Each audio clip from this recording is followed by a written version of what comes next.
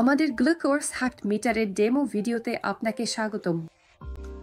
এখানে আমরা কিভাবে কিটোন কোয়ালিটি কন্ট্রোল টেস্ট করতে হয় তা দেখাবো।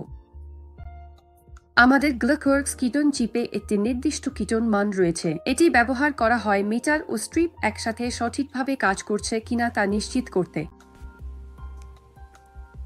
শুরু করতে নিশ্চিত করুন যে আপনার কিটোন চিপটি বন্ধ আছে।